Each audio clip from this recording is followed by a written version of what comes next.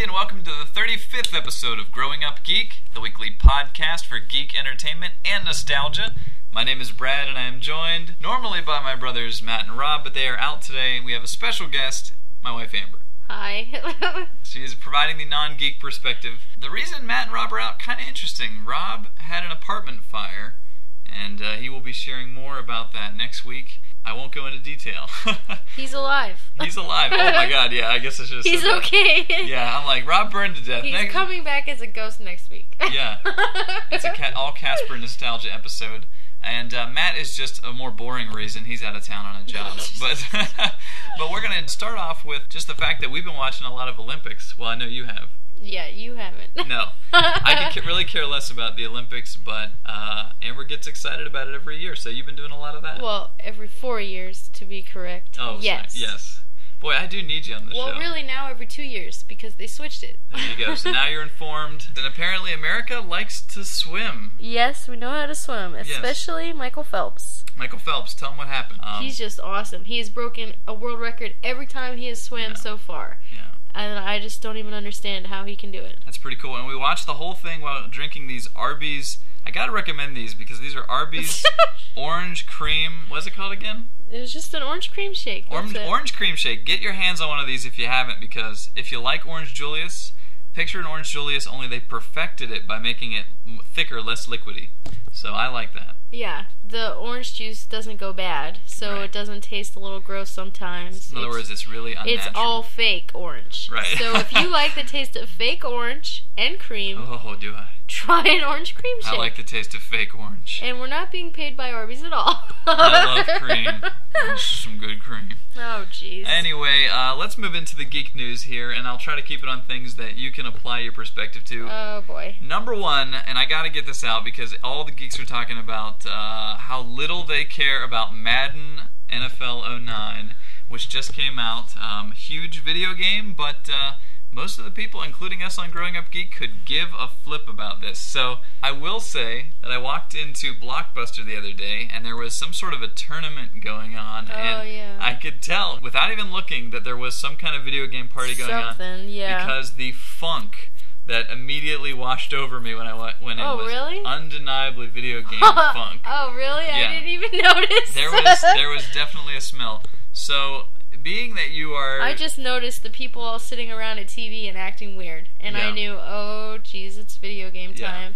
So I definitely wanted to bring this up on the show because I know you have a lot of thoughts about hygiene and geeks. Oh, okay. And this is a notorious thing for geeks. You know, comic book conventions and things, they say... In fact, one Comic-Con recently, they had to shut it down for the lack of oxygen in the place. There was just too many geeks mouth breathing. Cleanliness, though. Yeah, right, exactly. But if it's a smell issue, if it's an odor issue, just give some basic tips. What do people do? Tips are soap. Okay. Water. Okay. And actually use the soap. Clean every part of your body. And that is key. And that includes the bottom of your feet and other places that you might forget about. She means your crevices. And you should wash your hair, too, because that's a big source of stink on some people. You learned it in, like, first grade, right? Yeah. And hopefully your parents taught you before that. Yeah, I mean, I understand the priority sometimes, video games over hygiene, but it seems to emanate a lot from the crevice areas. I don't know. I know you have a theory about this. No. I know you don't want me to bring this up, but I don't for some reason, sometimes we feel like... Is there anybody out there who just can wash back there? I don't know. Geeks, take care of yourselves. It's a tip. I did not say it. Anything else that you want to add to that, hygiene-wise? Can they do? What about in the mouth area? Oh, brush your teeth. I mean, these are simple rules. Brush your teeth. So there's nothing that magical. You know, scrape your tongue. Get a tongue scraper. That's really important. Especially if you're not going to buy a tongue scraper, which I would highly recommend because you don't want to be breathing in somebody's face and they think your breath stinks. Especially in an interview or on a date or something and you stink. That's not a good idea.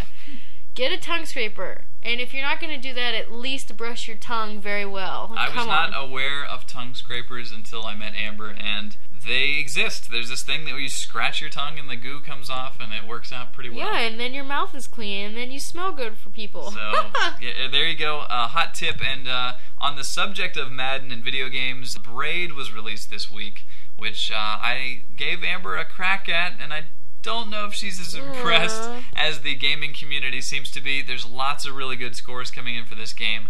My quick take on this is, if you take Super Mario Brothers, all those times you fell off of cliffs when you were a kid, and Matt and Rob and I used to always say, I jumped, whenever you'd fail. Imagine all of that, except now there's never a time when it's permanent, because you can just rewind time. If you ever fall off of something, you just press the X button and you go backwards, and you can redo it as many times as it takes. I thought that was really inventive and cool. Very difficult puzzles in this game. I actually had quite a bit of trouble even in the demo. I love platformers. I love games like that. I know you like those too. Yeah, well, I like Super Mario Brothers, and my family didn't even have Super Mario 2, if that's even what it's called. Yeah. We only had 1 and 3, but I love those games. But I don't play video games very much. I went outside and played sports. I think that orange shake is starting to work its magic that's here. Gross. Brush your tongue. Yeah, exactly. Scrape your tongue. So you didn't really like this. You love puzzle games. Well, yeah. To me, it's not nearly as good as Mario. And yes, I know it's annoying when you die in Mario, but for some reason to me, I feel like the controls are easier. And yes, you can rewind, but it got annoying to me. I just didn't like it. Yeah. And the puzzles to me really weren't that hard. So if that's the whole thing about the game, I don't know. I just didn't think it was that great. Are you saying I'm just not intelligent? I'm not saying anything. Okay, so obviously it's not for everybody. Yeah, you like that stuff. You like watching, graphics and how cool things look in games. Just watching graphics. You do, though. You do. And me, yes, I want to get everything in the level, but I want to do it as quick as possible. So there you go. My recommendation is definitely play this demo. See if it's for you. And what would you say? I don't know. You can play it. There you go. You can play it. You can play it if you want. It can be played. It's a game. I will say it is an awesome month for Xbox Live. Everybody already knows Bionic Commando came out the day we're recording this, Wednesday. Obviously, it'll be out by the time you hear this. And on top of that, we got Castle Crashers coming out, which is going to be rad, from the people that made Alien Hominid. Really looking forward to that. Don't know necessarily. Alien Hominid was cool to watch, even though it looked really hard. I never played it, but it looked hard. Yeah, and you want to talk about graphics and art. I mean, that game looks like a cool game. That looks cute and fun. Yeah.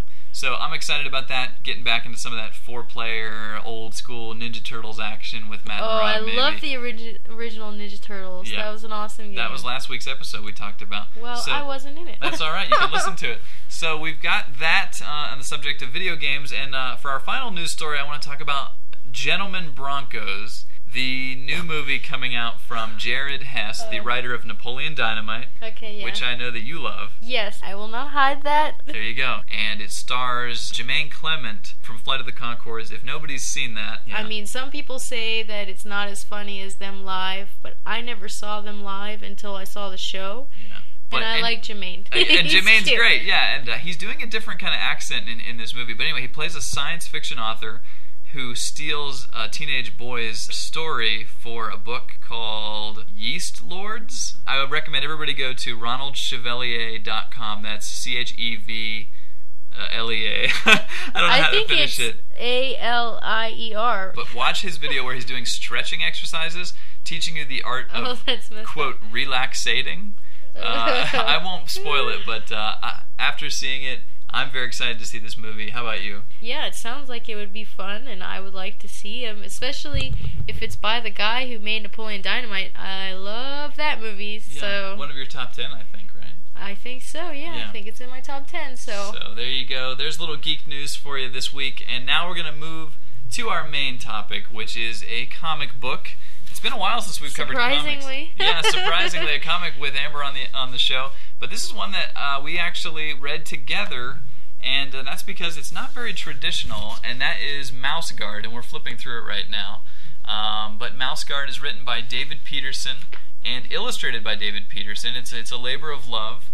And the first thing that grabs you about this book is it's an odd size. That's what you're going to mention? It's not typical because of the size? Well, I don't know. It stands out on the shelf whenever you see this. Wasn't like Pride of Baghdad an odd size? No, that was typical. Oh, right. Anyway, this is a wide book, and it's a beautiful book. I will say the first thing I want to mention is it is painted, basically. It's all sort of a sketchy crosshatch style. I know that sounds bad to most people, but the only reason why I wanted Brad to read this to me, it just looked cute. I really liked the way the mice looked, and I liked the story. Yeah, so it's a story about mice, obviously. Mouse Guard takes place in a sort of a mouse society where there is a group called the Mouse Guard who protect the mice, and there's a castle. It's a very medieval kind of feel.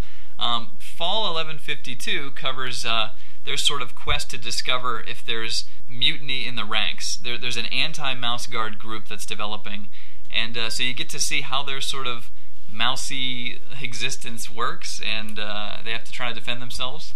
But you enjoyed it. I actually really liked it. Every time we finished the one section, I guess there's 6 sections, I wanted Brad to keep reading through, so yeah, I just like the art, and little mice with capes. It's a nice story. I mean, I guess maybe I like kitty things, but... Well, that's interesting because this actually, at Comic-Con this year, they did the Eisner Awards, which is an award for comics, and they gave Mouse Guard an award for Best Publication for Kids, and I actually found that interesting. Do you think this is a kid's book, something that kids should read? It was a little on the violent side. I mean, I don't think it's a problem for kids to read. The stuff that we used to read when we were little that are banned now, or like shows we used to watch, movies especially I used to watch when I was younger, nobody ever second-guessed them. Kids are actually more mature than people give them credit for. Right.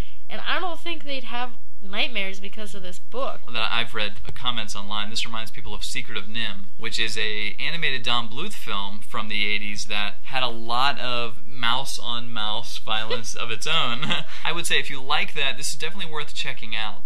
If you grew up on that and you want to see something similar, and if you didn't grow up on it, because I never saw Secret of NIMH until I was like 22. So I would recommend this book to people because, first of all, if you like kitty things like me, I obviously must, you'll like it. Or if you're like Brad and you watched this stuff when you were little or read stuff like this when you were little, you'll probably enjoy it too. I think this is a good book. If you're just a fan of good art. But now I suddenly feel like reading Rainbow. And don't take our word for it. Yeah. So that is Mouse Guard. Check that out. And before we wrap up our show, we always like to get a little bit nostalgic. And this week, I haven't told Amber what it's going to be, but I sort of went on a New Kids on the Block bender. No. New Kids on the Block, a boy band from the 80s that I was really into when I was growing up. I think everybody knows who they are. Well, do they? That's the thing. You sort of questioned the popularity of the New Kids. No, I said that they weren't cool. That's what I said. Tell them what you said about how many in your high school. Well, it wasn't my high school. They came out when I was 6 or even younger than that. All I know is there was a concert when I was in 1st grade, so I might not even have been 6 yet. I might have only been 5. And the one girl in my class who really loved them and wore their shirt every day asked me if I wanted to go to the concert with her that night, because I guess most 5-year-old girls aren't allowed to go to concerts with their friends, and my family didn't care, so she asked me. And I turned her down because I didn't care. I didn't want to see them. Yeah. It was only a select few. And I was apparently in that select few. So I don't know. It's weird. I admit it. I had posters. In fact, I think I really knew it was a problem. And by the way, I wasn't attracted to them. I wanted to be like them. It's like the whole Michael Jackson thing. I guess. I will now forever be trying to convince you of that. Why'd you have a New Kids tape? Yeah. But I had their poster, and my mom, I think I realized it had gone too far when my mom actually got me a Teen Bop magazine for my birthday that had pictures of them. Was it Tiger Beat? Yeah. Tiger Beat magazine, and I was like, this is for girls. Just so you know, I never had an issue of Tiger Beat either. There you go. Now who comes out looking better in this? You had one and I didn't. I know. So anyway, I was into New Kids, but they've obviously gone away, and now there's this new album and this new video, which I watched, and they're like 40 years old. Yeah. Well, we looked it up. Yeah. They're 36 and 38 and 39, and I think maybe one of them might be 37. They're all between 36 and 39, but a couple of them are going to turn 40 this year. Right.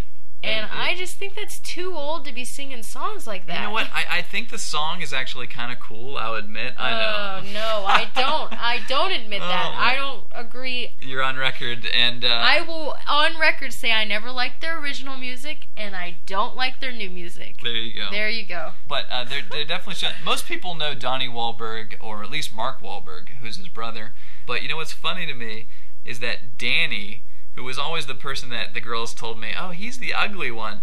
Danny gets totally snubbed in this video. In fact, I think if you were to add up his screen time, you'd have like 10 seconds. Well, the fact that you know each of them I know. in the video is pretty funny, because when I watched the video, no idea who any of them were.